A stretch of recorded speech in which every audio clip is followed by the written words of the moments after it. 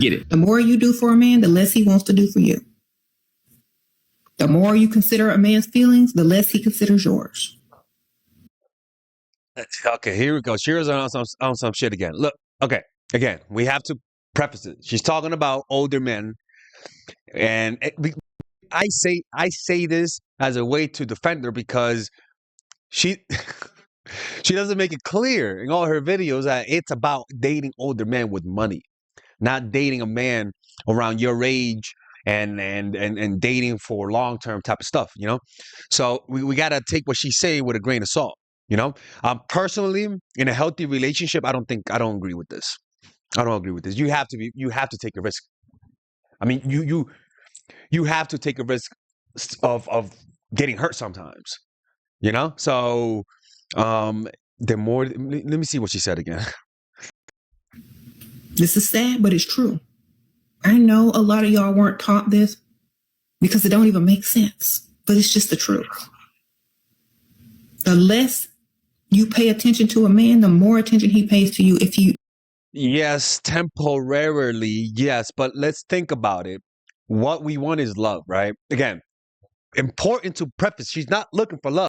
So that's why that's why when you listen to this, it sounds like she's talking about normal people, but in reality, she's not. You know? So if he really likes you and if he wants to chase you and be a man and get your attention. Ladies, I'm going to say it again. Stop taking care of your husband. Stop trying to save him. Stop trying to fix him. Stop coddling. Listen, fucking Frieza.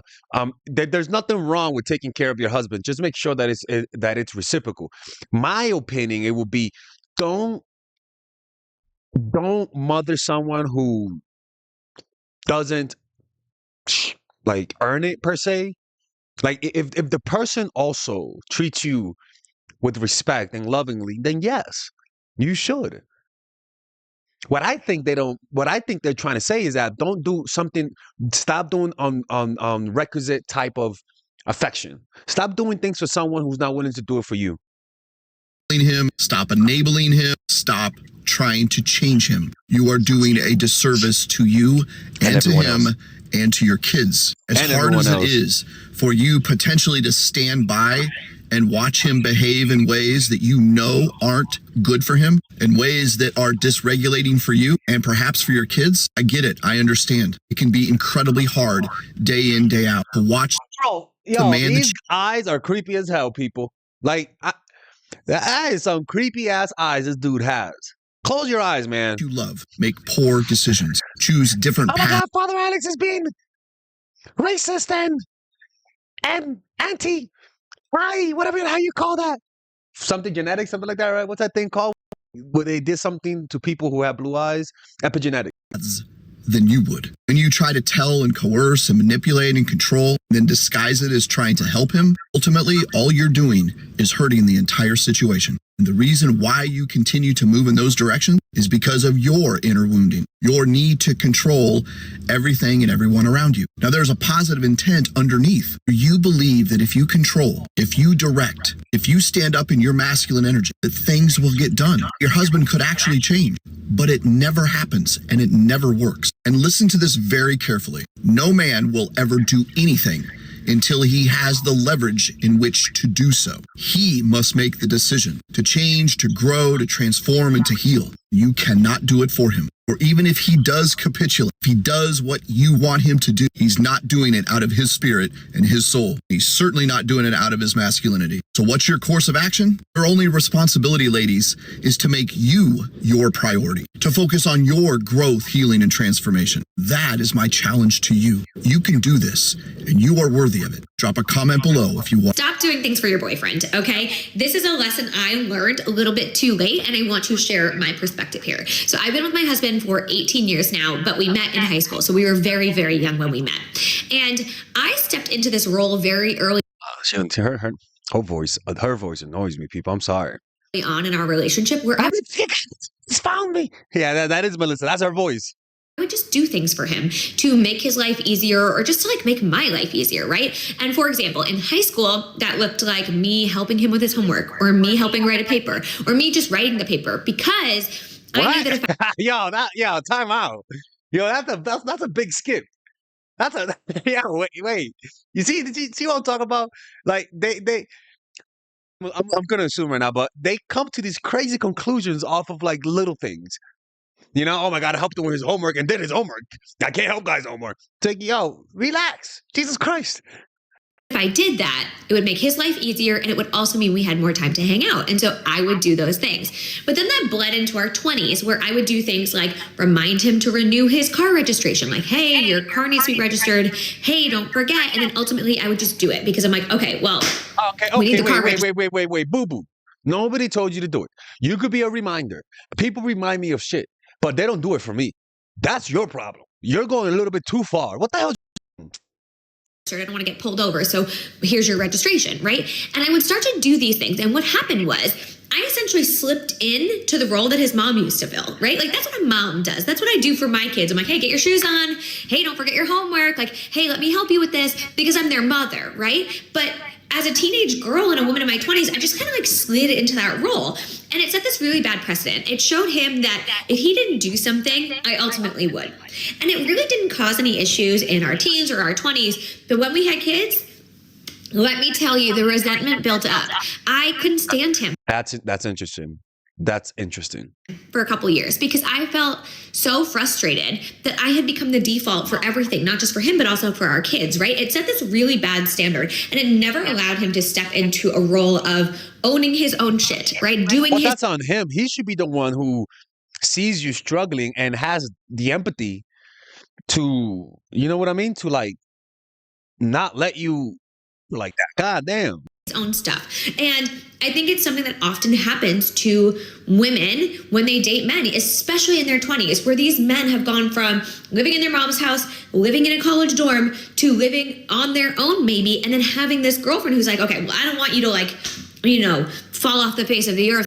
Guys can be like kids. I'm not even gonna lie. We could be like kids, you know, and if the woman likes to take control and likes the role, then some guys will let you play that.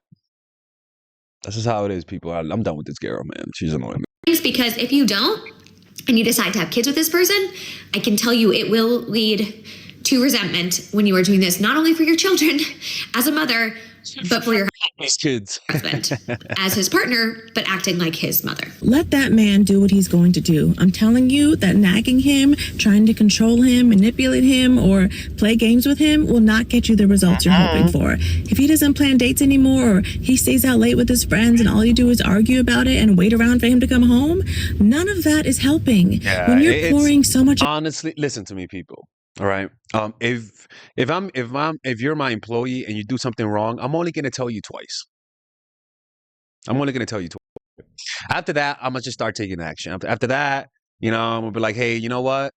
You know, like you know what I mean? Like, there's a point where I say, hey, I know I told you not to do this. Can you not do that? And then you do it again. Hey, I know I told you not to do this. At that point, you're already losing respect. My solution should be, yo, get the fuck out. Get the fuck out and come back next week, right? Like that speaks louder, right? And I'm communicating my standards, but I'm not losing my voice. I'm not losing my authority. You know, naggers got to shut the hell up and start doing something in exchange. You just got to shut up, honestly, because it's annoying. If you're tired of this person doing something, then if they don't clean the dishes, don't say nothing. Just find something that's not talking, okay? of your energy into him, both good and bad, it's entirely too much. You are pushing him further and further away. You come off as desperate, like your whole life is about him. You look needy and it's not attractive. He's going to be annoyed and it's only going to make him want to pull away and act out and disregard your feelings and disrespect you by being inconsiderate and inconsistent. Pull your energy back. All the way back. Don't tell him to do anything. Don't tell him why he should change. Don't wait around for him. Focus on yourself. Decenter him and the relationship from your life, and only then will you see a change, if he's going to change at all. He will feel relieved. Right? That's beautifully said. Beautifully said. If he's going to change, you'll see it then. But if he's not going to change, you won't see it. And don't say the strategy did it. It just means that he's not going to change. And you got to moonwalk your ass back.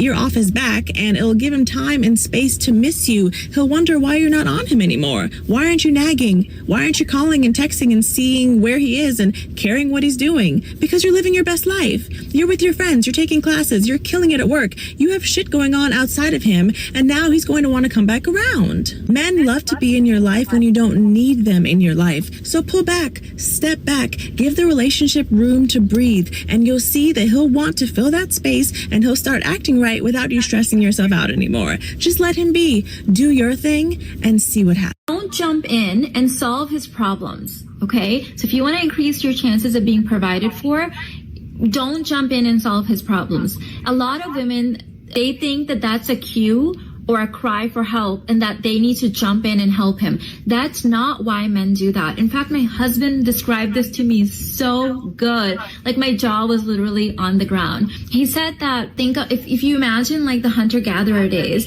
if the hunter went out and said, and he brought back, a hunt, a kill, whatever, he's not going to be like, game, girl, game. He bought back game. Jesus. Yeah, that was so easy. That animal was practically limping, like he was half dead. So I just took advantage of him and just brought him back.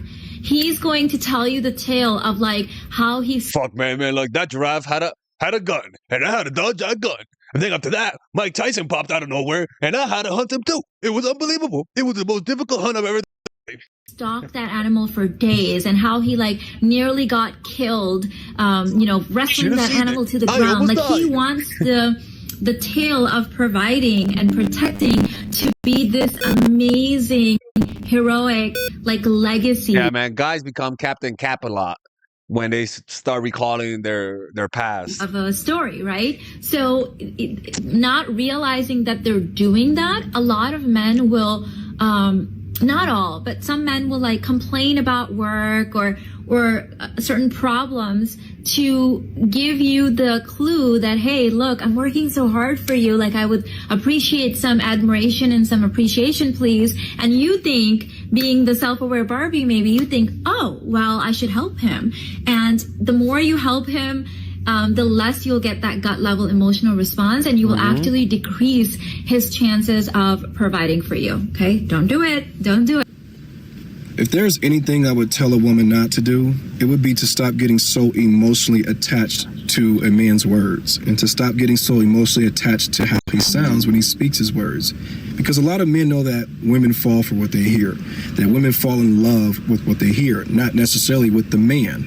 You should never fall in love with what you hear. Fall in love with the mind of the man, the soul of the man, the energy of the man, the spirit of the man, the vibrations, the frequencies of the man, the whole life of the man, not Christ, the whole atoms of the man. This guy's going the way he sounds, not the words he uses when he's talking to you.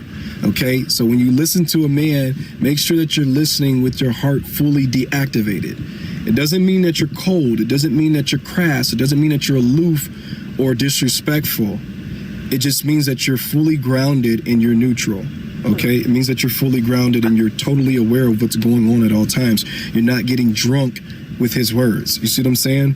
Because if your heart is fully activated while you're listening, you will get caught up in that current and drift away and become lost at sea, like a person who's lost at sea. Stay grounded. He must have seen like a sea movie earlier. That was just a random thing he wanted to say. Stay neutral. Stay coherent. A boyfriend is rescue him financially. Girl, you're not Paw Patrol. You're not here to rescue everybody. That's not your role. You're going to kick yourself out of your feminine energy very fast if you think you can save every Tom, Dick, and Harry. That is not what you're going to do. Stop trying to help him. You are not going to raise his masculine energy in him and create a man who really feels good about himself in your company. Even if your advice is great, you're going to land on your ass. That's not what you want. Let him figure it out. Let him sort it out. You're not his mummy. It's fine. He can do it. Never do these 5 things around the man you like, especially during the early dating stage. So number 1 is never give him advice he never asked you for, right? You sometimes think that you know better than man, that you know everything. It's just very right. You do not know more than a man. I'm sorry. I like the accent, so I'm not making fun of it. To do, and you just give him advice that you should do this, and then if he didn't listen to you, she looks Latina, right? Like, why she looks Latina? You know what I mean? Like, she looks Latina. What the fuck? Like, I understand Russians are mixed, but he looks Latina. That don't make any sense to me. And he made a mistake, you tell him, see, I told you what you have to do. Girls, it's a big turn off, please. Even if your man don't understand something, if he didn't ask you to give him any advice, please don't do this. It's not feminine, it is not nice, and it's never gonna make him more attracted to you. Second thing is you don't compare him to other men. One of my clients, she came to me, she was like, Polina, you know, he doesn't treat me right. So I told him how I was treated by my ex. I'm telling him all the time how other men treat me, but he doesn't do anything. Girl, he doesn't do anything because he just pissed off. You know, you didn't use right strategies how to ask him for things. You just pissed him off. So Honestly, it sounds. I just think that when you have a genuine, healthy relationship with someone, you don't need any of this. Look, I understand I'm Mr. fucking Games here, right? But hey, man, Father Alex, he has the right to grow. You know, he has all the right to grow.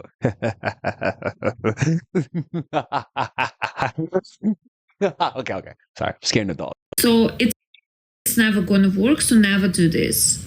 Third thing is to reject his help. For example, Oh yeah, bitch. Like what the fuck? Or even worse, rejecting the food he makes for you. Like what the fuck? Like take a bite, motherfucker. something happened with your car, and he was like, yeah, let me help you with that. And you're like, no, you shouldn't. You know, I'm gonna figure this out by myself. If you're gonna do it, he's not gonna offer you help anymore.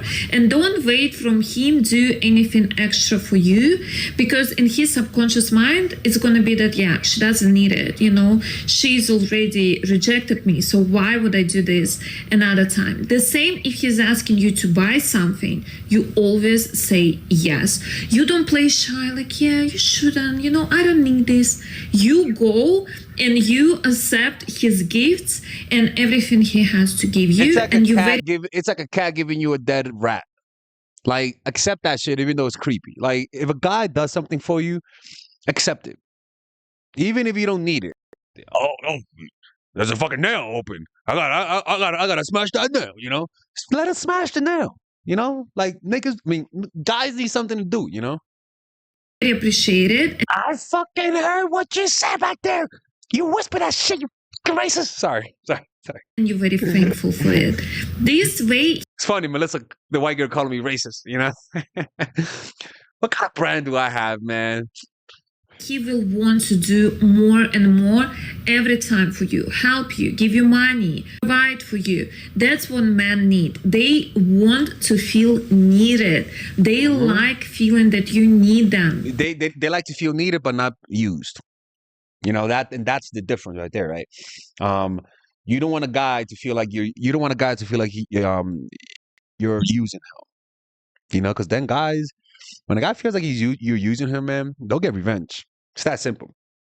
If you guys want to work with me one-on-one, click on the description down below where it says work with Father Alex.